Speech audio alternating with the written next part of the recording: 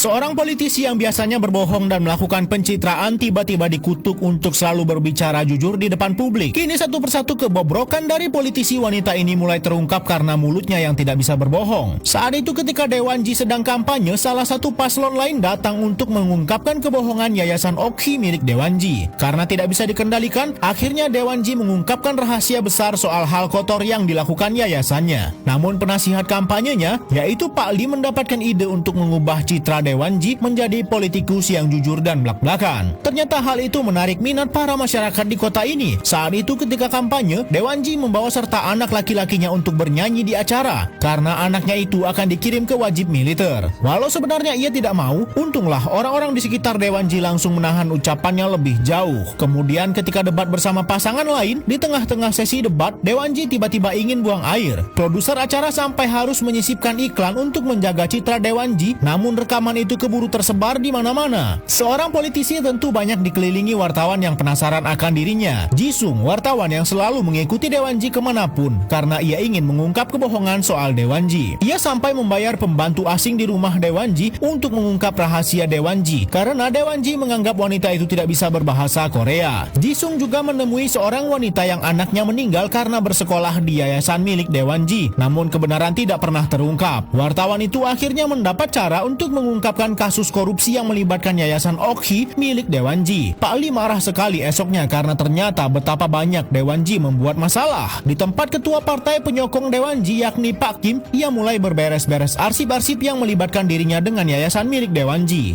Nenek Dewanji diam-diam ingin menemui anaknya berpakaian setertutup mungkin agar dirinya tidak dikenali orang karena semua orang tahunya ia sudah meninggal. Ketika masuk lift, ia tak sengaja berpapasan dengan Pak Li. Untunglah Pak Li tidak mengenalnya. Dewanji begitu marah melihat neneknya berani-beraninya keluar dari tempat persembunyiannya. Dewanji bersama neneknya pergi ke suatu tempat di mana kutukan Dewanji pertama kali datang dan memohon kepada dewa untuk mengembalikan kutukan ini serta berdoa agar menang pemilu. Namun diam-diam ternyata Pak Li mengikuti mereka dan ia melihat bahwa nenek Oki selama ini masih hidup dan semua drama tentang kematiannya adalah palsu. Pak Li akhirnya memutuskan mundur dari tim pemenangan Dewanji dan berbalik mendukung lawannya yang lain. Dewanji diam-diam memutuskan menemui wartawan yang menjatuhkannya dan memintanya untuk tidak menggali soal yayasan miliknya. Namun tentu wartawan itu menolak. Ketika Dewanji sedang kampanye sendirian, ia memohon di depan publik untuk memberinya satu kesempatan lagi. Ia juga meminta maaf atas kontroversi soal dirinya selama ini. Asisten Dewanji sendiri tidak akan meninggalkannya dan akan tetap mendukungnya. Nenek Dewanji sendiri kini mengalami kritis dan diam-diam neneknya itu berdoa kepada dewa untuk mengembalikan anaknya seperti semula. Keesokannya Dewanji bersama Ketua Kim memutuskan akan berpisah karena Ketua Kim tidak ingin terlibat lagi dengan masalah Dewanji. Di sanalah Dewanji tahu bahwa kini ia sudah bisa berbohong lagi. Ia bahkan gembira dan mengatakan itu kepada suaminya. Namun suaminya diam saja. Ternyata nenek Dewanji akhirnya benar-benar meninggal. Di pemakaman tampak di sana lawan politik Dewanji bersama Ketua Kim datang ingin mengungkap kebohongan Dewanji selama ini tentang neneknya yang masih hidup. Ketika sudah muak, Dewanji menyuruh asistennya menemui pria yang pernah merekam perbuatan mereka di sebuah kafe. Asisten Dewanji meminta rekaman soal dirinya dengan bayaran jam tangan mahal. Pria itu memberikannya kepada asisten Dewanji. Ketika asistennya akan pulang, sebuah mobil mencoba menabraknya namun salah mobil. Asisten Dewanji tahu ia diikuti dan segera kabur dari sana. Dewanji bersama asistennya pergi ke tempat tersembunyi milik Ketua Kim dan mencoba mencari berkas-berkas soal keburukan yayasan milik Dewanji. Namun mereka tidak menemukan apapun. Semua lawan-lawan politik Dewanji kini mengejar Dewanji dan ia mencoba kabur sendirian. Namun sayang mobilnya mengarah ke jalan buntu dan akhirnya Dewanji terperangkap di sana. Untunglah suami dan asisten Dewanji datang menyelamatkan Dewanji dan terjadi perkelahian di antara kedua kubu ini. Dewanji sendiri berusaha kabur sendirian dan akan mencari taksi yang lewat untuk pergi bersembunyi. Bukannya ke rumah, Dewanji memutuskan pergi ke stasiun TV tempat wartawan yang membongkar kasusnya itu bekerja. Dewanji memberikan flash disk yang ia dapat dari pria yang ia bayar sebelumnya. Namun ketika dibuka, kedua wartawan ini begitu kaget dengan isinya. Esoknya Dewanji sudah bersiap memberikan konferensi pers soal kesalahannya. Namun tiba-tiba seluruh wartawan berlarian masuk ke dalam ingin mewawancarai Dewanji yang kebingungan. Ternyata isi flash disk tersebut adalah rekaman-rekaman soal politisi yang ada kelakuan buruk mereka dan kini rekaman itu tersebar di seluruh Korea, termasuk mantan ketua partai Dewanji yakni Ketua Kim. Kini paslon yang selama ini tidak diunggulkanlah yang menang. Dewanji sendiri bersama keluarganya kembali ke kehidupan lama mereka dan tinggal di apartemen sederhana. Namun Dewanji kini berubah. Ia menjadi bijaksana dan jujur. Bahkan ketika diwawancarai, ia tidak mau lagi dibantu agar citranya lebih sempurna dan ingin tampil apa adanya.